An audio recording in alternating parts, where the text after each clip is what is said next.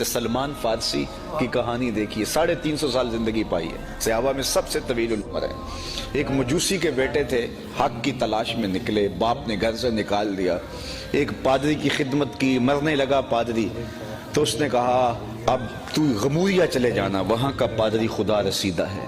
تو کہتے ہیں میں اس کی تدفین کے بعد غموریا آیا، پھر ساری زندگی اس کی خدمت کی۔ جب وہ مرنے لگا تو اس نے مجھے کہا کہ کوئی ایسا شخص نہیں ہے جس کے پاس میں تجھے اب بھیجوں، اب تو یثرب چلا جا، نبی آخر الزماں کی ہجرت گاہ ہے اور وہ وہاں تشریف لائیں گے۔ کہتے ہیں میں نے اس کو کہا کہ کوئی اور بھی تو ادعائے نبوت کر سکتا ہے، میں دھوکہ نہ کھا جاؤں، کہاں کہاں کی ٹھوکریں کھائی، ماں باپ کا گھر چھوڑا، بستے باغ چھوڑے، تو مجھے کوئی نشانی بتا دے۔ اس نے کہا 3 نشانیاں ہیں، صدقہ قبول نہیں کرے گا، ہدیہ چھوڑے گا نہیں، اور تیسری بات اس کی 2 کندھوں کے درمیان مہر نبوت ہوگی۔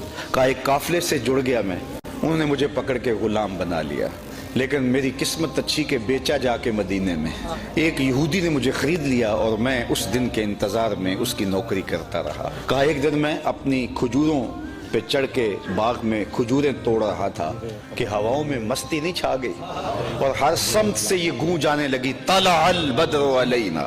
تو کہتے ہیں کہ ماحول کی خوشبو اور روحانیت مجھے بتا رہی تھی کہ یہ وہی آ گیا جس کا تو انتظار کر رہا ہے۔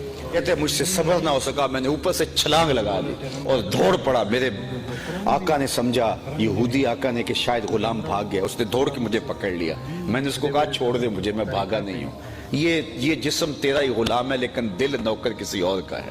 کہتے ہیں میں حضور کی خدمت میں گیا اور میں کھجوریں لے گیا تھا صدقے کی، جا کے میں نے پیش کی تو حضور نے فرمایا ہم نبی صدقہ نہیں کھایا کرتے۔ کہتے نشانی پوری ہو گئی۔ پھر ایک دن میں پھر گیا اور میں ہدیے کے طور پہ کھجوریں لے گیا تو حضور نے فرمایا ہاں یہ ہم لیں گے، قبول کر لیں۔ کہتے ہیں 2 نشانیاں بھی پوری ہو گئیں، حضور کا چہرہ بھی بتاتا تھا کہ یہ وہی ہے، لیکن میری بھی ضد تھی کہ تیسری نشانی دیکھوں گا تو ایمان لاؤں گا۔ ایک دن میرے باغ میں حضور آئے اور آقا کریم نے اپنے مبارک کندھے کے اوپر کپڑا ڈالا ہوا تھا اور جو مہر نبوت والی جگہ تھی وہ چھپی ہوئی تھی۔ میں بار بار پیچھے ہوتا تھا، میری آرزو یہ تھی کوئی تیز ہوا کا جھونکا آئے اور کپڑا ہٹے اور میں مہر نبوت کی زیارت کر لوں۔ کہتے